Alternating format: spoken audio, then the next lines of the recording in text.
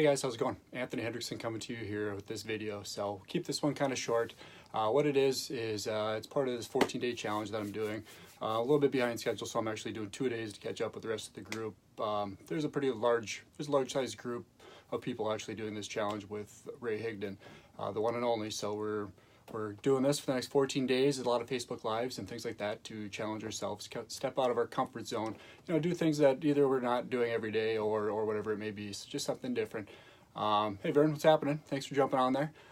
But actually with this short video, I'm just going to kind of switch it up a little bit, and I'm going to kind of touch on the 3 most important tips for choosing wine for the holidays. Now, this doesn't matter if you're planning holiday parties and you do it for a profession, or if you're just planning for your annual get-together with you and your friends, or it doesn't matter how big or how small. You can kind of use these tips for if you're doing it professionally or just doing it for the one time or something you enjoy doing. So like I said, it doesn't matter if your calendar's packed or if it's just one time. So what the main thing that you want to focus on is you just want to stick to the classics, I would say. So now, I know that there are some experienced wine drinkers out there, but you don't necessarily need to have the jalapeno, rhubarb based, some type of exotic wine that you're not really sure if people are going to enjoy, or even like, hey Ryan, what's happening? Thanks for jumping on. Everyone's different. Once you get to these parties, you want to have something that's approachable for everyone.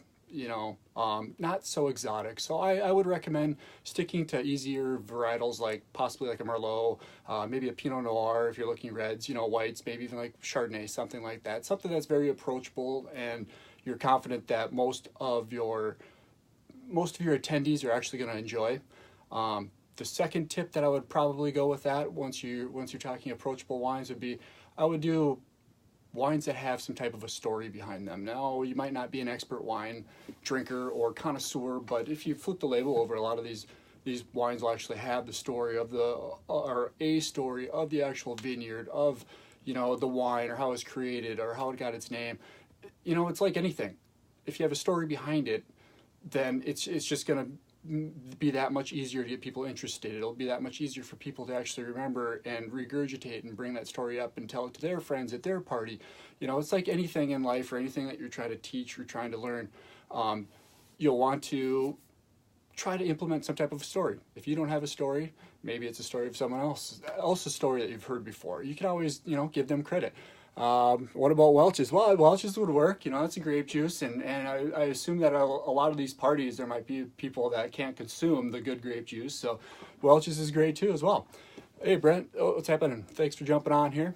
So yeah, like I said, just kind of keep a story in there, and then stories are how people remember things. That's how they are going to be able to come up with that same thing. And who knows, someone sees what you're doing, they might go and get the same wine and serve it at theirs, and it just kind of makes for a better atmosphere with everyone. So and the third thing that I would do when you're kind of narrowing down these wines and what you want to do would be, I would stick with wines, and you see this a lot with package stores and things like that, is pick something with like labels that are eye-catching, approachable, something that you see. And a lot of these brands will do these nice labels, and that's what's selling them off the shelves in these package stores and things like that, is something that's going to stand out. Now, with that being said, you don't want to stand out too much. You don't want big cartoony type labels or things like that if you're at, if it's an elegant type of wine dinner or something like that you're hosting.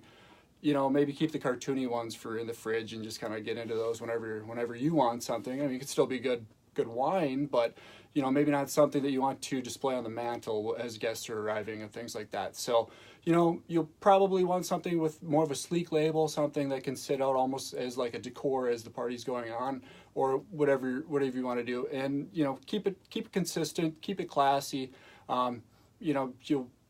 It'll be the impression, and most of these companies do when they're actually printing their labels. They're trying to, they've done the research. They know what it takes for people to look at and be like, it looks good, or what is that, or check it out. So that's kind of my 3 tips as far as wine and selecting for any type of gathering or party or whatever it is that you have. Now, with all this being said, we're already a couple weeks out, and we're already talking about holidays and parties and family, and I'm just getting exhausted just kind of thinking about it.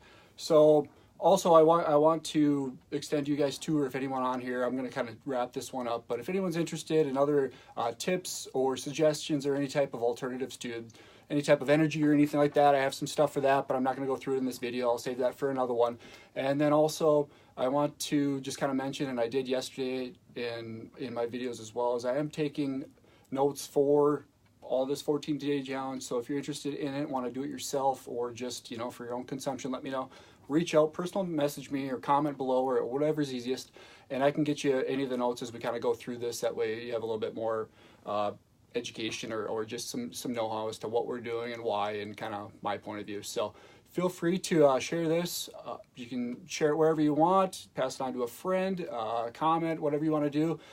Feel free to actually, if you want to put up a like or a thumbs up, or for any other lives, I will be doing another one here later this evening, so make sure and tune in for that one. I'll be on there as well. But for now, I will get back to anyone I wasn't able to reach out to on here. And if you're watching the replay, hashtag replay. And with that, a toast to the hostess. So have a good day, guys. We'll catch you on the next live.